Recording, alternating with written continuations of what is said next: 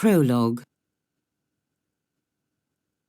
The story had held us round the fire sufficiently breathless, but except the obvious remark that it was gruesome, as on Christmas Eve in an old house a strange tale should essentially be, I remember no comment uttered till somebody happened to note it as the only case he had met in which such a visitation had fallen on a child. The case, I may mention, was that of an apparition in just such an old house as had gathered us for the occasion, an appearance of a dreadful kind to a little boy sleeping in the room with his mother and waking her up in the terror of it, waking her not to dissipate his dread and soothe him to sleep again, but to encounter also herself, before she had succeeded in doing so, the same sight that had shocked him. It was this observation that drew from Douglas, not immediately, but later in the evening, a reply that had the interesting consequence to which I call attention. Someone else told a story not particularly effective, which I saw he was not following. This I took for a sign that he had himself something to produce, and that we should only have to wait. We waited, in fact, till 2 nights later. But that same evening, before we scattered, he brought out what was in his mind. I quite agree in regard to Griffin's ghost, or whatever it was, that its appearing first to the little boy at so tender an age adds a particular touch, but it's not the first occurrence of its charming kind that I know to have been concerned with a child. If the child gives the effect another turn of the screw, what do you say to 2 children? "We say, of course," somebody exclaimed, "that 2 children give 2 turns. Also that we want to hear about them." I can see Douglas there before the fire, to which he had got up to present his back, looking down at this converser with his hands in his pockets.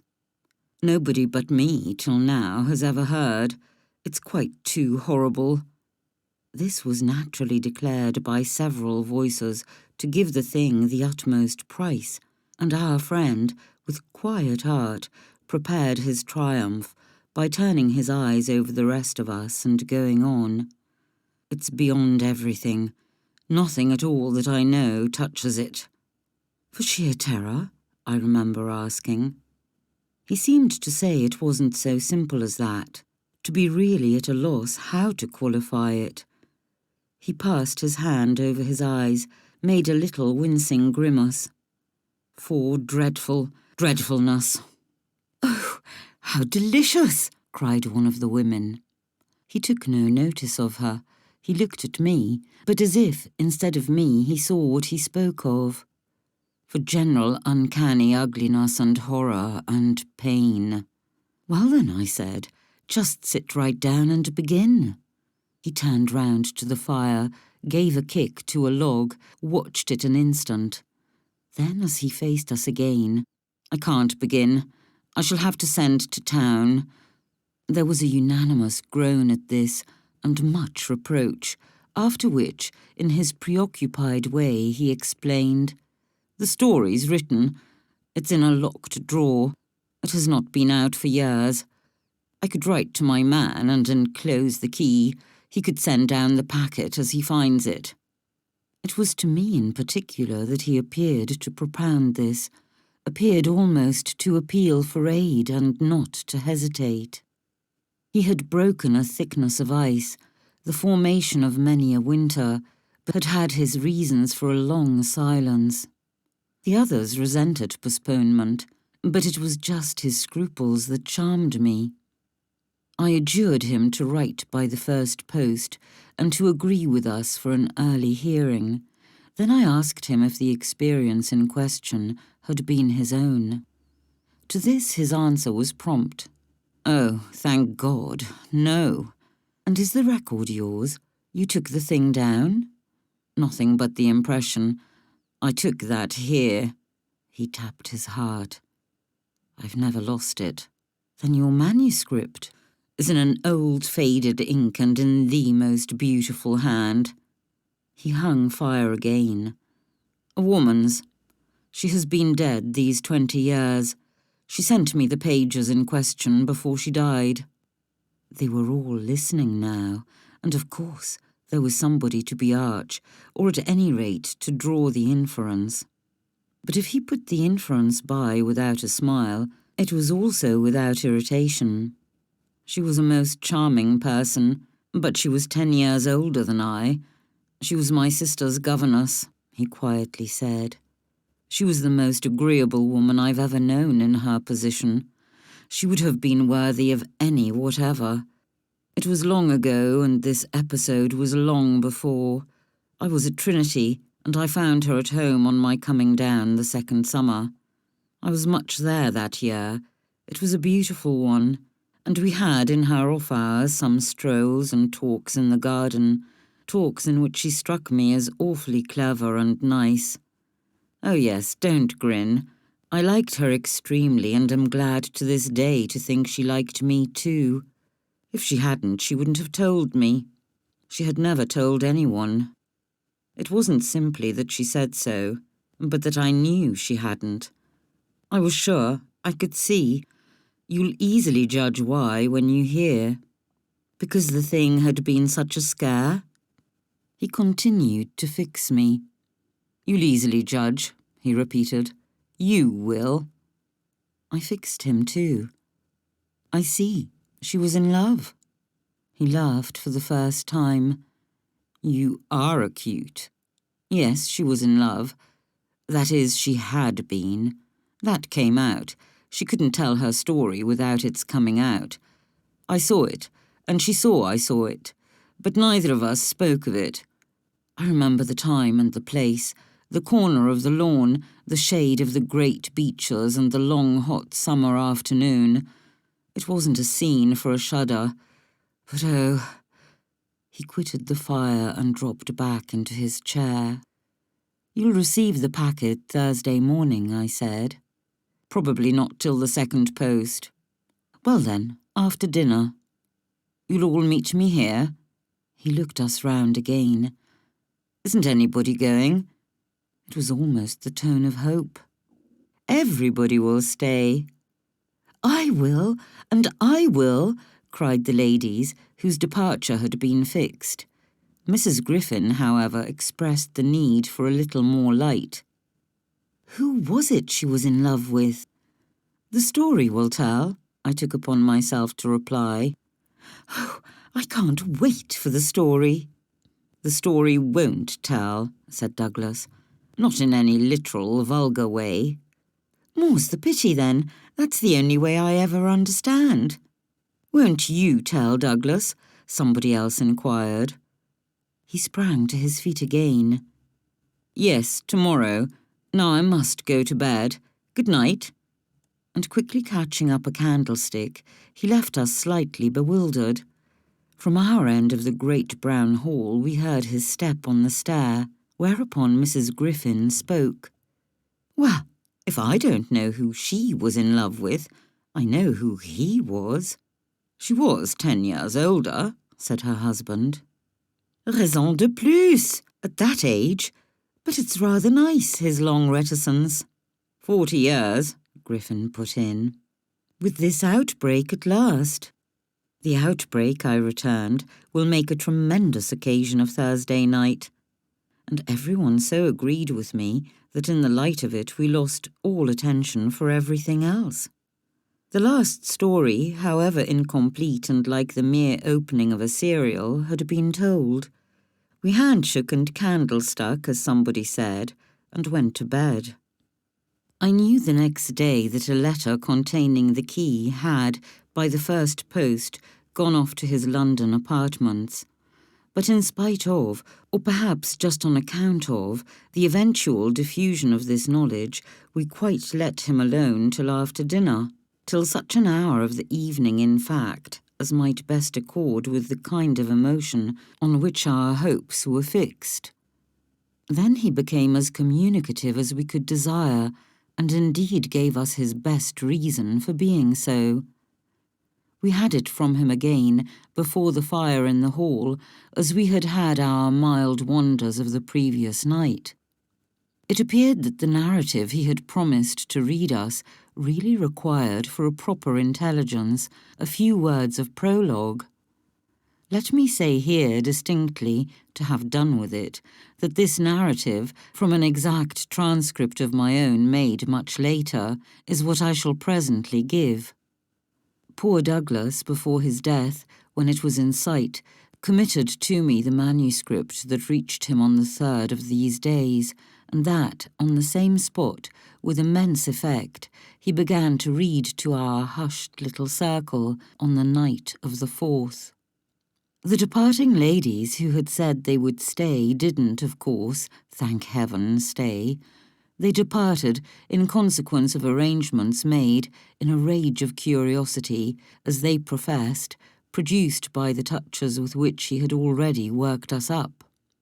But that only made his little final auditory more compact and select, kept it round the hearth, subject to a common thrill. The first of these touches conveyed that the written statement took up the date at a point after it had, in a manner, begun. The fact to be in possession of was, therefore, that his old friend, the youngest of several daughters of a poor country parson, had, at the age of 20, on taking service for the first time in the schoolroom, come up to London in trepidation to answer in person an advertisement that had already placed her in brief correspondence with the advertiser. This person proved, on her presenting herself for judgment at a house in Harley Street that impressed her as vast and imposing, this prospective patron proved a gentleman, a bachelor in the prime of life, such a figure as had never risen, save in a dream or an old novel, before a fluttered, anxious girl out of a Hampshire vicarage. One could easily fix his type. It never, happily, dies out. He was handsome and bold and pleasant, off-hand and gay and kind. He struck her, inevitably, as gallant and splendid. But what took her most of all, and gave her the courage she afterwards showed, was that he put the whole thing to her as a favour, an obligation he should gratefully incur. She figured him as rich but as fearfully extravagant, saw him all in a glow of high fashion, of good looks, of expensive habits, of charming ways with women.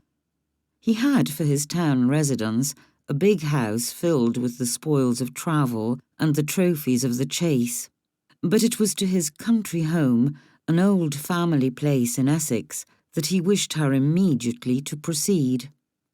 He had been left, by the death of their parents in India, guardian to a small nephew and a small niece, children of a younger, military brother whom he had lost 2 years before.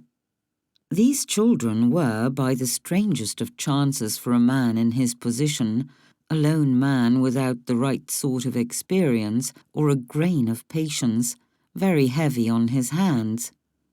It had all been a great worry and, on his own part doubtless, a series of blunders, but he immensely pitied the poor chicks and had done all he could, had in particular sent them down to his other house, the proper place for them being, of course, the country, and kept them there from the first, with the best people he could find to look after them, parting even with his own servants to wait on them, and going down himself whenever he might to see how they were doing.